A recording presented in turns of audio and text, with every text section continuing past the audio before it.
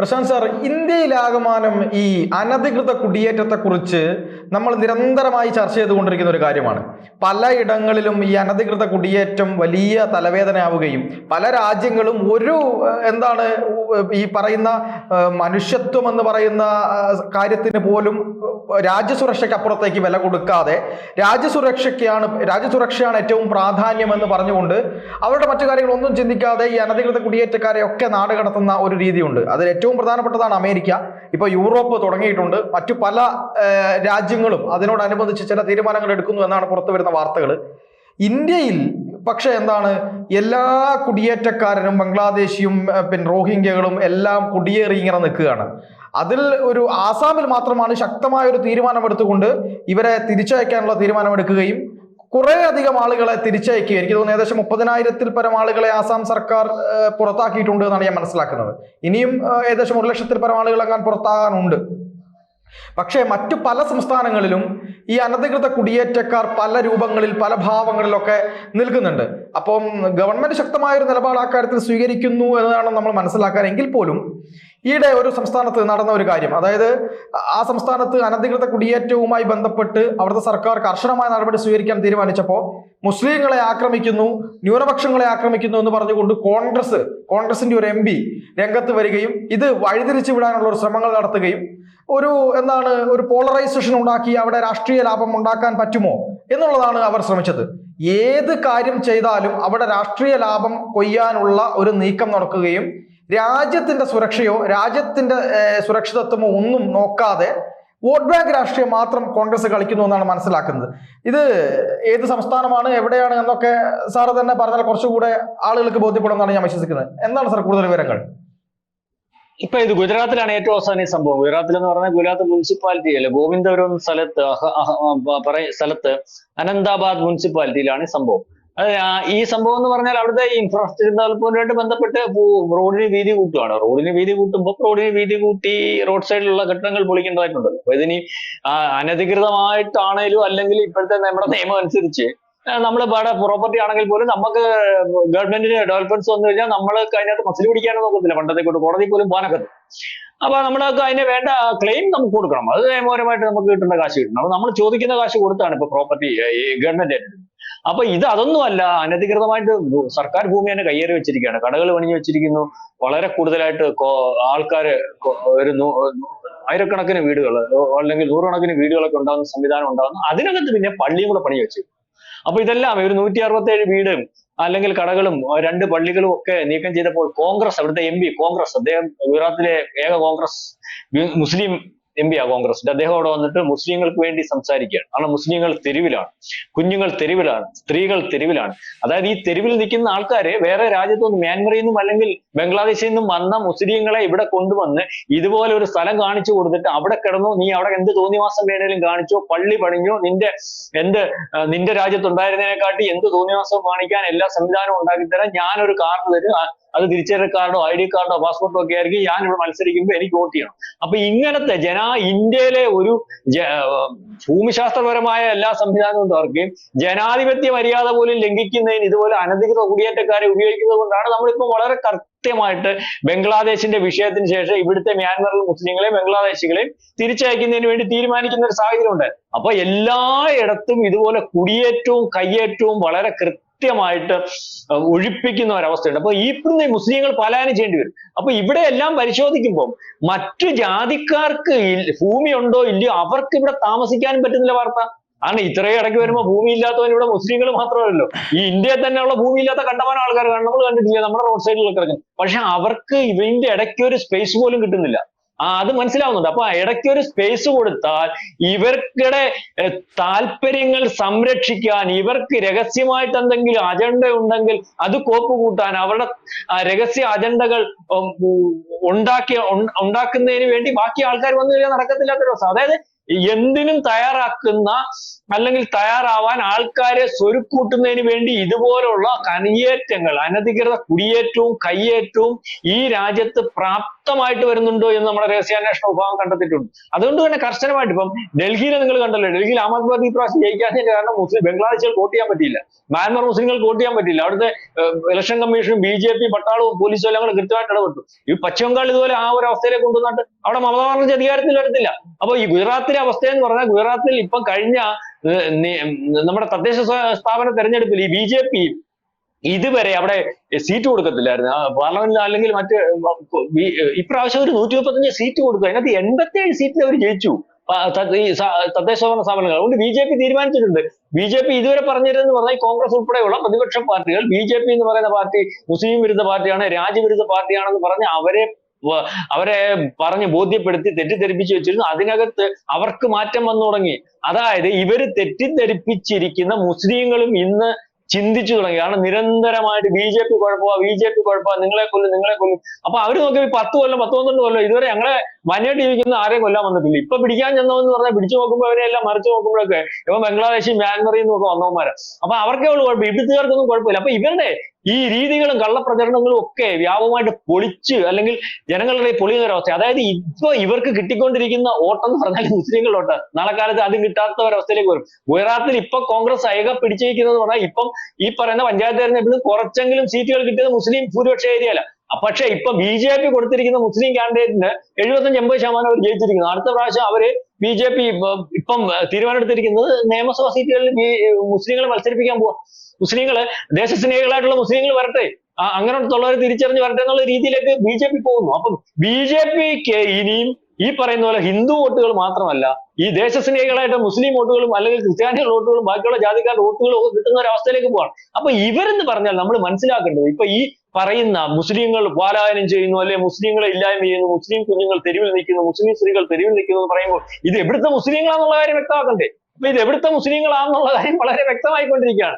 ഈ പറയുന്ന തെരുവിൽ നിൽക്കുന്ന മുസ്ലിങ്ങൾ എങ്ങനെ അവിടെ വന്നു, ആര് കൊണ്ടുവന്നു, ആര് ഉപയോഗപ്പെടുത്തുന്നു, എന്തിനു വേണ്ടി ഉപയോഗപ്പെടുത്തുന്നു എന്നുള്ളതിനെ പറ്റി ജനങ്ങൾ ചർച്ച ചെയ്തു തുടങ്ങി. കാരണം വോട്ട് ചെയ്യുന്ന മാത്രമല്ല, നാളെ കാലത്ത് ഇവിടെ കലാപം ഉണ്ടാക്കാൻ അല്ലെങ്കിൽ വിദേശ ശക്തികളുടെ അജണ്ട പാസ്സാക്കാൻ അതിനെല്ലാം ഇവർ ഉപയോഗിക്കുന്നു. അതിന്റെ വ്യക്താക്കളായിട്ടാണ് നമ്മൾ ഈ കാണുന്ന പ്രതിപക്ഷ പാർട്ടി എന്ന് പറയുന്നത്. അതിന്റെ വ്യക്താക്കൾ വളരെ കൃത്യമായിട്ട് ഈ പറയുന്ന പോലെ UP-യിലെ പ്രതിപക്ഷത്തെ നോക്കുമ്പോൾ അവിടുത്തെ പ്രതിപക്ഷ നേതാവ് അതിന്റെ ആളാ, ബീഹാറിൽ നോക്കുമ്പോൾ ലാലുവതിന്റെ ആളാ, നമ്മുടെ മെയിൻ പാർലമെന്റ് നോക്കുമ്പോൾ പാർലമെന്റിലെ അല്ലെങ്കിൽ ലോക്സഭാ പ്രതിപക്ഷ നേതാവിന്റെ പണി എന്തോ. അപ്പൊ ഇതെല്ലാം ഇവരെ സ്വരുക്കൂട്ടുന്നതിനും, ഈ പാർത്തൻ ആദ്യം പറഞ്ഞതുപോലെ അയ്യോ പാവങ്ങളാണ്, മാർഗമില്ലേ, വീടില്ലേ, തിന്നാനില്ലേ എന്നൊക്കെ പറയുന്നതിനകത്ത് അവരോടുള്ള പാവത്തെ കൊണ്ടൊന്നുമല്ല. ഇവനെ ഇവിടെ കൊണ്ടുവന്ന് ഇവനെ പിടിക്കുമ്പോൾ, ഇവൻ ക്രിമിനലാന്ന് പറയുമ്പോൾ, ഇവനെ പുറത്താക്കേണ്ടവനാന്ന് പറയുമ്പോൾ, മ്യാൻമറുകാരനാന്ന് പറയുമ്പോൾ, ബംഗ്ലാദേശുകാരനാന്ന് പറയുമ്പോൾ അവനെ ഇവിടെ നിർത്തേണ്ട ആവശ്യം ഇവർക്കുണ്ട്. നാളെ കാലത്ത് ഇവർക്ക് ഉപയോഗപ്പെടുത്തേണ്ടതായിട്ടുണ്ട്. അതിന് ഈ മനുഷ്യാവകാശ കമ്മീഷനും പാവത്വവും കുടിയേറ്റവും അല്ലെങ്കിൽ ഈ പറയുന്ന കാര്യങ്ങളൊക്കെ ഉപയോഗിക്കുന്നു. പക്ഷെ അതിന് നാളെ കാലത്ത് വില പോകുന്ന ഒരു അവസ്ഥ ഇല്ല. ഈ പറഞ്ഞതുപോലെ മുസ്ലിം പ്രോപ്പർട്ടി തിരിച്ചു പിടിക്കാൻ പോകുന്ന, അവന്റെ പ്രോപ്പർട്ടി എല്ലാം വലിച്ചു പറിക്കാൻ പോകുന്ന എന്നൊക്കെ പറഞ്ഞിട്ടുണ്ടായിരുന്നല്ലോ വഖഫിന്റെ കാര്യം വന്നപ്പോൾ നിന്നത്. അതൊക്കെ ഇപ്പം നാളെ കാലത്തെ ആകുമ്പോഴത്തേന്, അടുത്ത മാസം ആകുമ്പോഴത്തേന് ബില്ല് പാസ്സായി. മുസ്ലിങ്ങളെ ചർച്ച ചെയ്യുമ്പോൾ ഞങ്ങളുടെ പ്രോപ്പർട്ടി ഒന്നും പോകുന്നില്ല, പോകുന്ന പ്രോപ്പർട്ടി ഇതുപോലെ വല്ലവന്റെ കയ്യിൽ നിന്ന് പിടിച്ചു വെച്ചതാണെന്നും അല്ലെങ്കിൽ അതിനകത്ത് സത്യസന്ധമായിട്ടുള്ള കാര്യങ്ങളുണ്ടെന്നും കാര്യങ്ങൾ വ്യക്തത വന്നു കഴിയുമ്പോൾ ഇവരുടെ കള്ളപ്രചരണം ഇല്ലാതാവുകയും ഇവരൊക്കെ പൂർണ്ണമായിട്ട് ഇല്ലാതാകുന്ന ഒരു അവസ്ഥയുണ്ട്. അപ്പം നമ്മൾ ഈ പറഞ്ഞു വന്നത് ഇപ്പൊ ഏറ്റവും അവസാനം ഗുജറാത്തല്ല, പല സംസ്ഥാനങ്ങളിലും ഇതിപ്പോ ഇത്തരത്തിൽ കാര്യങ്ങളുണ്ട്. അല്ലെങ്കിൽ ഇപ്പൊ ഒഴിവാക്കുന്നതിനകത്ത് വളരെ നേരത്തെ ഉള്ളതിന്റെ അത്രയും ഒരു പ്രതിഷേധമോ പ്രകടനമോ ഒന്നും ജനങ്ങളുടെ മുമ്പിൽ ഏൽക്കുന്നില്ല. കാരണം ബംഗ്ലാദേശിന്റെ വിഷയം, ബംഗ്ലാദേശിന്റെ സ്വരം നമ്മൾ കണ്ടതാണ്. അവിടുത്തെ ഹസീന അങ്ങോട്ട് മാറിയപ്പോ ഈ പറയുന്ന മുസ്ലിം തീവ്ര സംഘടനകൾ വന്നപ്പോഴത്തേന് അവന്റെ സ്വരം, അവനെ കത്തിക്കണമെന്നാ പറഞ്ഞേ, മോദിയെ കത്തിക്ക്, ഇന്ത്യ കത്തിക്ക്, ഇന്ത്യക്കാരനെ ഞങ്ങൾ കണ്ടുകൂടാ എന്നുള്ള രീതിയാണ് പറഞ്ഞത്. ആ രീതിയിലുള്ള ആൾക്കാരെ ഇവിടെ പാർക്കില്ല എന്നുള്ള കാര്യം നമ്മുടെ ഇന്ത്യക്കാർക്കകത്ത് ഈ പറയുന്നത് പോലെ കുറച്ച് സുഡാപ്പികൾ ഉണ്ടെങ്കിലും 90% 80% ദേശസ്നേഹികൾ തന്നെ. അത് ഒരു ജാതിയിൽ എല്ലാ ജാതിക്കകത്ത്. അതുകൊണ്ടാണ് നമ്മുടെ ഇവിടെ കലാപം എത്ര ഉരുത്തിരിക്കാൻ വിദേശ ശക്തികളും രാജ്യങ്ങളും ഒക്കെ ശ്രമിക്കുമ്പോഴും നടക്കാത്തത്. നമ്മൾ ഇന്ത്യ എന്ന് പറയുന്ന വികാരം വരുമ്പോൾ ഇവരെല്ലാം കൂടെ ഒന്നാവും. അതിന് മുമ്പ് കിടന്നൊരു അയ്യം പിടിയും അല്ലെങ്കിൽ വർത്താനം പറച്ചിലൊക്കെ കാണും. അപ്പൊ അതുകൊണ്ടാണ് ഈ ബ്രിട്ടീഷുകാരൻ പറഞ്ഞത് ഇതെന്തൊരു കാര്യമാണ്, 13,000 ജാതി, അതിന്റെ ഉപജാതി സംവിധാനവും എല്ലാം ഭയങ്കര വേറെ ആഘോഷങ്ങളും സംവിധാനങ്ങളും ഒക്കെ കിടക്കുക. അവന്റെ ഒരു കാര്യം പറയുമ്പോ ഇവനെല്ലാം കൂടെ വന്നത് വേറെ ഒരു രാജ്യത്ത് ഒരേ ജാതിയും ഒരേ സംസ്കാരമായിട്ട് ഇരിക്കുന്നവരെ കൂട്ടിത്തെളിച്ച് പ്രശ്നം ഉണ്ടാക്കാൻ. പക്ഷെ ഇന്ത്യയിൽ അടിസ്ഥാനപരമായിട്ട് ഇന്ത്യക്കെതിരെ ഒരു പ്രക്ഷോഭവും കലാപവും ഒന്നും ഉണ്ടാക്കാൻ പറ്റും. അതുകൊണ്ട് തന്നെ ഇവന്മാർ പണ്ട് കളഞ്ഞിട്ട് പോയതാ, അല്ല വയ്യാഞ്ഞിട്ട് പോയതാ. എത്ര നോക്കിയണൊക്കെ ഇവന്മാർ എന്നും ഇവന്മാരോട്ട് അടി നിർത്തിയിട്ട് സ്വസ്ഥമായിട്ട് ഒരു ദിവസം ഭരിക്കാൻ പറ്റത്തില്ല, എന്നും വിഷയമാണ്. അപ്പൊ അതുകൊണ്ട് അവന്മാർ മാക്സിമം ഇവിടെ ഊറ്റാൻ പറ്റുന്നൊക്കെ ഊറ്റിയെന്ന് തോന്നി, അല്ലെങ്കിൽ തിരിച്ചങ്ങ് പാം സമാധാനത്തെ പോയി ജീവിക്കുക, ഇവിടെ കിടന്ന് തല്ലുകൊള്ളണ്ട. 10 പേരെ കൊല്ലുമ്പോൾ ഒരു സാഹിബിനെ നമ്മൾ എങ്ങനെയാലും കൊല്ലും, കാട്ടിൽ നിന്ന് ഇറങ്ങിയ ആദിവാസിയെങ്കിലും കാച്ചു. അപ്പൊ അതാണ് ഈ ഇന്ത്യയുടെ ഒരു വലിയ ഉദ്ദേശം. അപ്പൊ ആ ഇന്ത്യ പൂർണ്ണമായിട്ടും ആ ഇന്ത്യയെ നശിപ്പിക്കാൻ, ഇത്തരത്തിൽ യോജിപ്പുള്ള ഒരു ഇന്ത്യയെ നശിപ്പിക്കാൻ വെളിയിൽ നിന്ന് കൊണ്ടുവന്നിട്ട ആൾക്കാരെയും കൂടെ പുറത്താക്കുന്നതിന് വേണ്ടി കൃത്യമായ സമീപനവുമായിട്ട് മുന്നോട്ട് പോകുന്ന ഒരു അവസ്ഥയുണ്ട്. അതിനെല്ലാ ഒരുക്കങ്ങളും പൂർത്തിയായി, എല്ലാ രീതിയിലുള്ള ഒരുക്കങ്ങളും പൂർത്തിയായി. അതാണ് നമുക്ക് സാധിക്കും. ഇനിയുമുള്ള വ്യാജ പ്രചരണം ഇവിടെ ആർക്ക് വേണ്ടി നടത്തുന്നോ, ആരുടെ ഭാഗമായിട്ട് നടത്തുന്നോ, അവര് പോലും ഇവരുടെ കൂടെ ഇല്ല എന്നാണ് ഗുജറാത്തിലെ ഏറ്റവും അവസാനത്തെ ഈ തദ്ദേശ തെരഞ്ഞെടുപ്പും ബോധ്യമാക്കുന്നത്. അപ്പോൾ അതാണ് അവിടെ സംഭവിച്ചത്. അതിന്റെ പേരിൽ BBC ഗുജറാത്ത് എന്ന് പറയുന്ന ഒരു ചാനലാണ് ഇത് വെളിയെ കൊണ്ടത്. കാരണം ഫെബ്രുവരിയിൽ നടന്ന സംഭവം, കാരണം ചാനലുകൾ പോലും റിപ്പോർട്ട് ചെയ്തില്ല, കാരണം ഇതിനകത്ത് യാതൊരു കഴമ്പൊന്നും ഇല്ല എന്നുള്ളതാണ്. ഈ കലാപമായിട്ട് ഉരുത്തിരിക്കാൻ വേണ്ടി. പക്ഷെ അതൊന്നും ആരും ശ്രദ്ധിക്കാതെ വരുന്നു. പക്ഷെ കോൺഗ്രസ് അത് ഏറ്റെടുത്ത് മുസ്ലിങ്ങൾ പലായനം ചെയ്യുന്നു, മുസ്ലിങ്ങൾക്ക് രക്ഷയില്ല, കുഞ്ഞുങ്ങൾക്ക് രക്ഷയില്ല എന്നൊക്കെ പറഞ്ഞിരിക്കുന്നുണ്ട്. പക്ഷെ ഏക്കുന്ന ഒരവസ്ഥ പഴയ പോലെ ഇല്ല എന്നാണ് എനിക്ക് മനസ്സിലാവുന്നത്, നമ്മൾക്ക് വാർത്തകളിൽ നിന്നും വ്യക്തമാവുന്നു. തീർച്ചയായിട്ടും. അപ്പോൾ ഒരു സംശയം ചോദിക്കാനുള്ളത്, ഈ പറയുന്ന പോലെ ഈ അനധികൃത കുടിയേറ്റങ്ങൾക്കെതിരെ, അനധികൃത കയ്യേറ്റങ്ങൾക്കെതിരെ ഒക്കെ ശക്തമായ നടപടികൾ സ്വീകരിക്കുമ്പോൾ ഈ നമ്മുടെ രാജ്യത്തെ നിയമത്തിനനുസരിച്ച് മാത്രമാണ് ഏതൊരു പൗരനും ഇവിടെ ജീവിക്കാൻ കഴിയുകയുള്ളൂ. അപ്പോൾ അങ്ങേക്കായാലും എനിക്കായാലും ഇവിടുത്തെ നിയമത്തിന് അതീതമായി ജീവിക്കാൻ കഴിയില്ല. അത് എൻ്റെ മതം ഇസ്ലാം ആയതുകൊണ്ടോ, എൻ്റെ മതം ഹിന്ദു ആയതുകൊണ്ടോ, ക്രിസ്ത്യൻ ആയതുകൊണ്ടോ എനിക്ക് പ്രത്യേകിച്ച് ഒരു കാര്യവുമില്ല. നിയമത്തിനനുസരിച്ച് മാത്രമേ നിൽക്കാൻ പാടുള്ളൂ. അതിനെ മറികടന്നുകൊണ്ട് ഇവിടെ പല ആളുകളും വന്ന് താമസിക്കുമ്പോൾ, ഇപ്പൊ ബംഗ്ലാദേശികളായിട്ടുള്ള ആളുകളെ കേരളത്തിൽ നിന്ന് പിടിക്കുന്ന അവസ്ഥയുണ്ടായിട്ടുണ്ട്. പല ആളുകളും ഇവിടെ വന്ന് ഒരു രേഖയും ഇല്ലാതെ ഇവിടെ വന്ന് സ്ഥലമൊക്കെ വാങ്ങി, പിന്നെ എന്താണ് അതിഥി തൊഴിലാളി എന്ന പേരിൽ, ബംഗാളിലെ ആളുകളാണ് എന്ന പേരിലൊക്കെ ഇവിടെ ജീവിക്കുന്ന കാര്യങ്ങൾ നമ്മൾ കണ്ടിട്ടുണ്ട്. അപ്പൊ അത്തരത്തിലുള്ള കാര്യങ്ങൾക്കെതിരെ ശബ്ദിക്കുമ്പോൾ ഈ ശബ്ദിക്കുന്ന ആളുകളെല്ലാം വർഗീയവാദികളാണ്, ഇതെന്തോ ഇസ്ലാമോഫോബിയയാണ്, അല്ലെങ്കിൽ ഇസ്ലാമികമായ എല്ലാ കാര്യങ്ങളെയും എതിർക്കുന്നതാണ്. യഥാർത്ഥത്തിൽ മറ്റൊരു രീതിയിൽ അത് വർഗീയതയ്ക്കെതിരെ, തീവ്രവാദത്തിനെതിരെയൊക്കെ ശബ്ദിക്കുമ്പോൾ അതെല്ലാം ഇസ്ലാമോഫോബിയയാണ്. ഈ പറയുന്ന കയ്യേറ്റങ്ങൾക്കെതിരെ ശബ്ദിക്കുമ്പോൾ അതെല്ലാം ഇസ്ലാമുകൾക്കെതിരെയാണ്, ഇസ്ലാമിനെതിരെയാണ്, ന്യൂനപക്ഷങ്ങൾക്കെതിരെയാണ് എന്ന് പ്രചരിപ്പിച്ചു കൊണ്ടേയിരിക്കുക. ആ ഒരു നുണ 1000 വട്ടം പറഞ്ഞ് അത് സത്യമാക്കുക എന്ന ഒരു തത്വശാസ്ത്രം ഇവർ സ്വീകരിക്കുന്നതായിട്ട് കാണുന്നുണ്ട്. ഇതിപ്പോൾ പൊളിയുന്നുണ്ട് എങ്കിൽ പോലും ഈ കോൺഗ്രസിനെ പോലൊരു പാർട്ടിക്കൊക്കെ ഇങ്ങനെ ഇതിന്റെ പുറകെ തന്നെ പോകേണ്ടി വരുന്നത് എത്രമാത്രം ഗതികേടാണ്.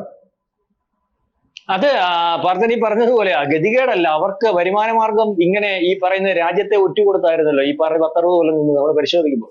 രാജ്യത്തിന്റെ അജണ്ടയല്ല, അവർക്ക് രാജ്യത്തിന് പുറത്തായിരുന്നു കൂറ്. അതിനകത്ത് 2 ഗുണമുണ്ട്. അവർക്ക് രാജ്യത്തിനകത്ത് സമ്പത്തും കൊള്ളയടിക്കാം, രാജ്യത്തിന് പുറത്തുനിന്ന് വരുന്ന സമ്പത്തും കൊള്ളയടിക്കാം. അത് അവരുടെ വ്യക്തിപരമായിട്ട് മാത്രം നോക്കുമ്പോൾ അത് വലിയ ലാഭമാണ്, രാജ്യത്തിന്റെ ലാഭം അല്ല ഇതിനകത്ത് വരുന്നത്. പിന്നെ ഈ പാർത്ഥൻ പറഞ്ഞതുപോലെ ഈ പണ്ട് ഈ ഹിറ്റ്ലർ പറഞ്ഞിട്ടുണ്ട്, ഒരു നുണ നിങ്ങൾക്ക് പറയണമെന്നുണ്ടെങ്കിൽ അത് വളരെ വൃത്തിയായിട്ട് പറഞ്ഞാൽ അത് സത്യമാണെന്ന് തെളിയിക്കാൻ കൂടുതൽ സമയമെടുക്കും. അത്രയും കാലം നിങ്ങൾക്ക് ഈസി ആയിട്ട് ആ നുണ കൊണ്ട് മുന്നോട്ട് പോകാം. അതാണ് കോൺഗ്രസ് ഇപ്പം നടത്തിക്കൊണ്ടിരുന്നത്. അതായത് അവർ പറഞ്ഞിരിക്കുന്ന നുണയൊക്കെ വളരെ കൃത്യമായിട്ട് സമയമെടുത്താണെങ്കിൽ പോലും അത് നുണയാണെന്ന് വരുത്തി തീർക്കുന്നതിന് മോദിക്ക് കഴിഞ്ഞിട്ടുണ്ട്. അതുകൊണ്ട് തന്നെയാണ് ഇവർക്ക് ഇനിയും എങ്ങും പിടികിട്ടാത്ത, അതായത് വഴുക്കൽ പിടിച്ച പാറയുടെ പുറത്ത് നിൽക്കുന്ന ആളുടെ അവസ്ഥ, ഒരു കാല് ഉറപ്പിക്കുമ്പോൾ ഒരു കാല് തെറ്റിപ്പോവും, ആ കാല് പിടിക്കുമ്പോൾ മറ്റേ കാല് വളരെ രക്ഷയില്ലാത്ത ഒരവസ്ഥയിലേക്ക് വരികയാണ്. ഈ പറയുന്ന ഈ BJP കുഴപ്പമാണ്, ഇന്നത് കുഴപ്പമാണ്, ഇങ്ങനെ നുണകൾ പ്രചരിപ്പിച്ചതെല്ലാം അവാസ്തവമാണെന്ന് കണ്ട് ആൾക്കാർ, ഞാൻ ഈ മുമ്പേ പറഞ്ഞതുപോലെ ഹിന്ദുക്കൾ മാത്രമല്ല, ഹിന്ദുക്കളുടെ പാർട്ടിയാണെന്ന് നിൽക്കുന്നതല്ല. ഇത് ഈ BJP എന്ന് പറഞ്ഞ ഹിന്ദുവിന്റെ പാർട്ടിയല്ല. ഇതുവരെയുള്ള ബില്ലുകൾ നോക്കുമ്പോൾ ഞങ്ങൾക്ക് കുഴപ്പമില്ല. ഇതുവരെ പാസ്സാക്കിയ ബില്ലുകൾ, മുസ്ലിങ്ങൾക്കെതിരെ പാസ്സാക്കിയ മുത്തലാഖ് നോക്കുമ്പോൾ നിങ്ങൾക്ക് കുഴപ്പമില്ല. ഈ പറയുന്ന പൗരത്വ നിയമം നോക്കുമ്പോൾ ഞങ്ങൾ ഇവിടെ താമസിക്കുന്ന മുസ്ലിങ്ങൾക്ക് കുഴപ്പമില്ല, കർഷക നിയമം നോക്കുമ്പോൾ കുഴപ്പമില്ല. ഇതെല്ലാം പഠിച്ചു വരുന്നത്. ഏറ്റവും അവസാനം ഇപ്പൊ വഖഫ് നിയമം നോക്കുമ്പോഴും ഇവിടെ താമസിക്കുന്ന മാന്യമായിട്ടുള്ള മുസ്ലിങ്ങൾ കുഴപ്പമില്ല. അപ്പൊ ഇതെല്ലാം അവാസ്തവമാണെന്ന് കണ്ട് ഇവർ ഇതുവരെ തെറ്റിദ്ധരിപ്പിച്ച് നിർത്തിയിരുന്ന പാവത്തങ്ങൾ കൂടിയും BJP ആണ് നല്ലത്, BJPയുടെ ഭാഗമാകുന്ന ഒരു അവസ്ഥയിലേക്ക് പോകും. അപ്പം ഈ പാർത്ഥൻ ചോദിച്ചതുപോലെ ഇതുവരെ നടന്നിരുന്നത് ഇവിടെ കള്ളത്തരത്തിന്റെ ഒരു കൂടാരം കെട്ടി അതിനകത്ത് ആൾക്കാരെ ഒളിപ്പിച്ചിരുന്ന അല്ലെ തെറ്റിദ്ധരിപ്പിച്ചു പോകുന്ന ഒരു സമീപനമാണ്. അതിനൊക്കെ മാറ്റം വന്നു. കാരണം ഇപ്പൊ ചാണകത്തി ചവിട്ടിന്ന് പാർത്ഥൻ എടുത്ത് പറയാം, പാർത്ഥ ചാണകത്തി ചവിട്ടിയോ പാർത്ത പ്രാർത്ഥന ഇപ്പൊ പറയാം. ആദ്യമൊക്കെ പ്രാർത്ഥന ഒരു ചമ്മലൊക്കെ ഉണ്ടായിരുന്നേ, അയ്യേ ഞാൻ അങ്ങനെയൊക്കെ പറയുന്നത് ചാണകത്തില് അല്ലെങ്കിൽ ചാണകത്തിന്റെ ആളാ, പശുവിന്റെ ആളാ. ഇപ്പൊ ചോദിച്ചാൽ ഒരുമാതിരിപ്പെട്ട പറയടാ ഞാൻ ചാണകത്തിൽ ചവിട്ടിട്ട് നിൽക്കുവാടാ. അല്ലെങ്കിൽ ഈ BJP-കാരൊക്കെ പറയും ഞാൻ ചാണകത്തിൽ ചവിട്ടിരിക്കുക, ഞാൻ പശുവിന്റെ ആളാ, ഗോമാതാവിന്റെ ആളാ. അപ്പൊ അതൊരു വ്യത്യാസം വന്നു. അപ്പൊ ആ ഒരു സാധനവും മാറി. കാരണം കേരളത്തിലെ ഒരു പ്രധാന പല്ലവിയായിരുന്നു കേരളം ചാണകത്തിൽ ചവിട്ടി, അല്ലെങ്കിൽ പശുവിന്റെ ആള്, കാളയുടെ ആള്. ഇപ്പൊ അവരോട് ചോദിക്കുന്നതോട് പറയാം ഞാൻ ചാണകത്തിൽ ചാണകത്തിൽ ചവിട്ടി നിൽക്കുന്നവന് മാത്രമേ ഇപ്പൊ അംഗീകാരമുള്ളൂ എന്നുള്ള രീതിയിലേക്ക് കാര്യങ്ങൾ പോയി. അപ്പൊ അതേ രീതിയിലേക്ക് ഇത് ഉരുത്തിരിച്ചു. കാരണം ഇതിനകത്ത് അവാസ്തവങ്ങൾക്ക് കാലമില്ല. ഹിറ്റ്ലർ പറഞ്ഞതുപോലെ ഒരു നല്ലതുപോലെ ഒരു കള്ളം പറഞ്ഞാൽ അതും സത്യമാകും. പക്ഷെ സത്യമാകുന്നതിന് കുറെ സമയമെടുക്കും. സത്യമാണ് തെളിയുന്നത്. ആ സമയം കൊണ്ട് നിങ്ങൾക്ക് എന്തെങ്കിലുമൊക്കെ ചെയ്തു കൂട്ടാം. ആ സമയത്തിനകത്ത് ചെയ്തു കൂട്ടിയ കാര്യങ്ങളാണ് കോൺഗ്രസ് ഇപ്പം. പക്ഷെ ഇനിയും കോൺഗ്രസിന് സമയമുണ്ടെന്ന് എനിക്ക് തോന്നുന്നില്ല. ഈ പറയുന്ന പ്രചരണങ്ങളെല്ലാം പൊളിഞ്ഞ് കോൺഗ്രസും പൊളിഞ്ഞ് അവരാഗ്രഹിക്കുന്ന പോലെ, നമ്മൾ ആഗ്രഹിക്കുന്നില്ല, കാരണം അവരാഗ്രഹിക്കുന്ന പോലെ കോൺഗ്രസ് മുക്ത ഭാരതമായിട്ട് മാറുന്ന ഒരവസ്ഥയിലേക്കാണ് കാര്യങ്ങളുടെ പോക്ക്. അതിന് വളരെ കൂടുതൽ സ്പീഡ് കൂടിയിട്ടുണ്ട് 2024 ശേഷം പരിശോധിക്കും. ശരി, എന്തായാലും അങ്ങ് പറഞ്ഞ കാര്യങ്ങളൊക്കെ വളരെ ശ്രദ്ധിക്കപ്പെടേണ്ട കാര്യങ്ങളാണ്. ഇന്ത്യയിൽ എന്താണ് നടക്കുന്നത്, എങ്ങനെയൊക്കെയാണ് ഇതിനെ പ്രതിരോധിക്കുന്നത്. എന്തായാലും കേന്ദ്രം ഒരു കാര്യം പറഞ്ഞു കഴിഞ്ഞാൽ, അല്ലെങ്കിൽ BJP ശക്തമായി മറുഭാഗത്തുള്ളത് കൊണ്ടാണ് പല കാര്യങ്ങളും ഇപ്പോൾ പുറത്തു വരുന്നത് എന്നത് അംഗീകരിക്കേണ്ട ഒരു സത്യം തന്നെയാണ്. എന്തായാലും ഈ ചർച്ചയുമായി സഹകരിച്ചതിൽ അങ്ങേക്ക് ഒരുപാട് നന്ദി. കൂടുതൽ വാർത്തകളും വിശേഷങ്ങളും നിങ്ങളിലേക്ക് എത്താൻ ABC മലയാളം സബ്സ്ക്രൈബ് ചെയ്യുക, ബെൽ ബട്ടണും അമർത്തുക.